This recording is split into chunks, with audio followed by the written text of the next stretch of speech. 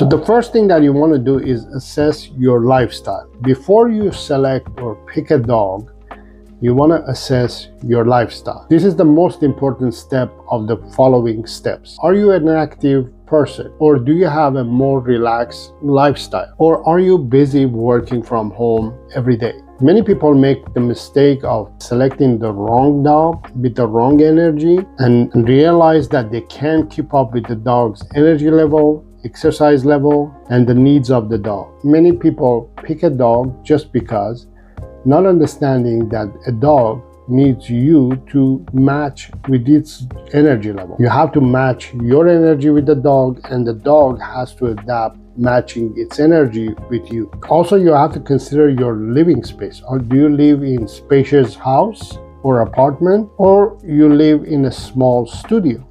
How much time can you commit to your dog? How much time can you dedicate to walk your dog, train your dog, take care of your dog each day, every day? I would say there isn't any worst case scenario when a dog is not matched with the dog owner, or the dog owner is not matched with the dog, and that dog is stuck with a dog owner that does not match. So by being honest about your lifestyle, your energy level, your living space, your time commitment that you can dedicate to your dog, you'll have a better chance of finding and getting the right dog for your lifestyle. Next thing is understanding dog breeds. Some dogs are very high energy, some dogs are very low energy. You cannot choose a dog based on its looks. For instance, Huskies are beautiful dogs. They have beautiful coating, beautiful eyes, beautiful characters, but they require a lot of mental and physical stimulation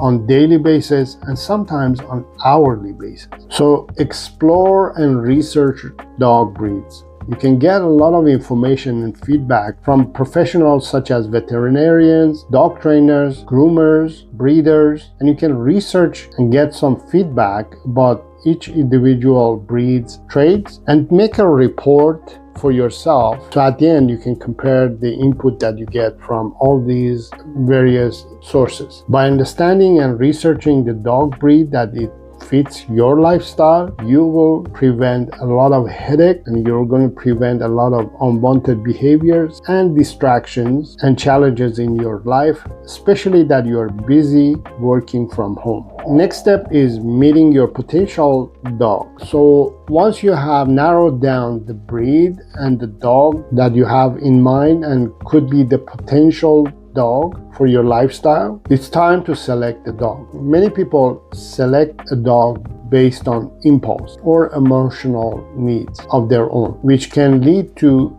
unwanted behavioral issues and a lot of headache. If you pick the dog based on looks, your emotional needs, or your dog's emotional needs, or based on impulse. Find breeders who are local or few hours away, and you can go and meet the breeder and meet the potential puppies that you're going to get. So you have a choice of getting a puppy, or you can rescue a dog from shelter. So if you're selecting from the puppy, you want to meet the breeder, you want to meet the puppies, you want to see them, you want to make sure that you get to know the puppies a little bit and have that one-on-one connection with the puppy, and go with your guts and select the puppy that is right for you. I don't suggest most of the time that the breeders select the puppies for people, because there is no connection there. You're not picking fruits from the grocery store.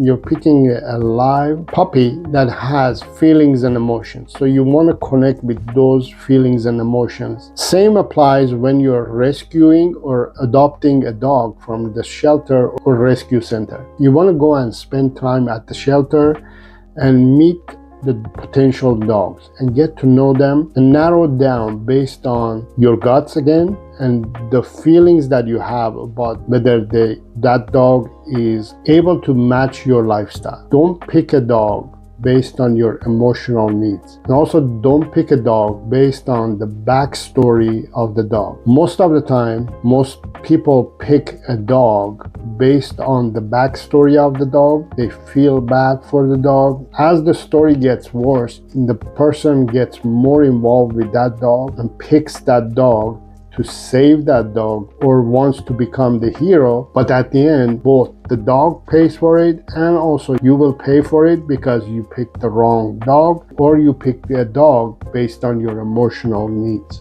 So be logical. Pick a dog based on your guts and how you can help that dog and if that dog matches your lifestyle. Next, you want to start building a bond through relationship and training as well. So building a bond and trust between you and your dog is the foundation for the things to come. If you start building a solid bond and relationship with your dog, you will be able to train your dog easily.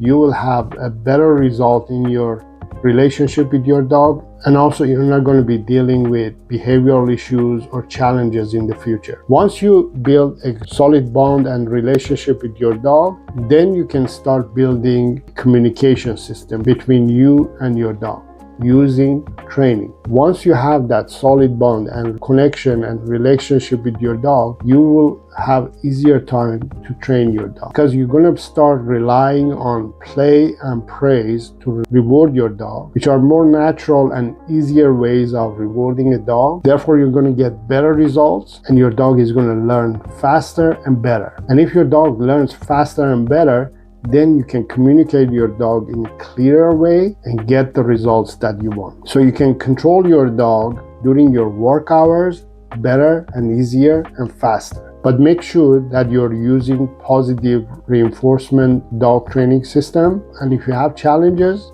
to get this part done, connect with a professional certified dog trainer who uses positive reinforcement dog training methods. With consistent positive reinforcement training, you will build a better and healthier relationship based on trust and respect that is going to last a lifetime. Now, the next thing that you want to focus on is long-term partnership and care with your dog. Remember, when you get a dog, it's a lifetime relationship. Your dog may be with you for 6 to 15 years, depending on the dog and the breed and the lifestyle of the dog. If you take care of your dog and provide your dog's daily 5 essential needs, you will have better results and better control and management during your work hours and overall your life with your dog. So you want to focus on providing your dog's daily 5 essential needs, which are exercise, training, socialization, care, and affection. If you neglect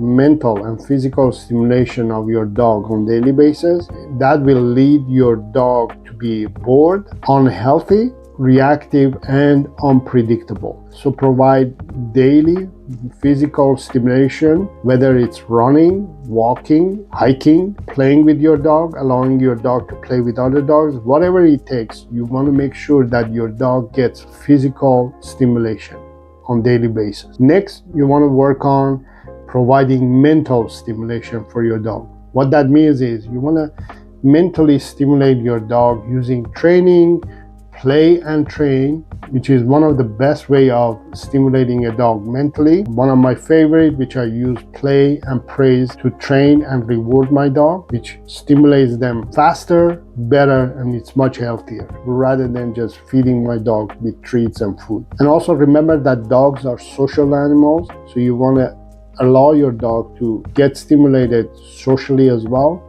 whether it's playing with other dogs, meeting people, meeting other dogs, going to different locations. Everything that you can provide to socially stimulate your dog will be beneficial as well. The next thing is you want to care for your dog properly as well. So what I mean by that is you want to make sure that you are providing a healthy lifestyle for your dog. A dog's lifestyle is very similar to humans. So the same thing that you apply to make your life healthy and better, try to mimic that to your dogs as well.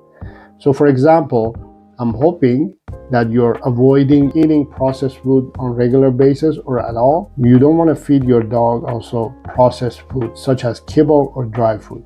You want to feed your dog fresh food. You want to avoid vaccination or over vaccination. You want to avoid adding chemicals to your dog's body or cleaning your house or spraying chemicals in your house, because dogs can smell them and lick them and live in them, which is very dangerous for dogs. If you avoid all these and improve your dog's lifestyle, your dog is going to live healthier and better and longer, and you're going to enjoy your dog for longer. And the next thing is affection. Dogs love to be loved. You want to share affection with your dog as well.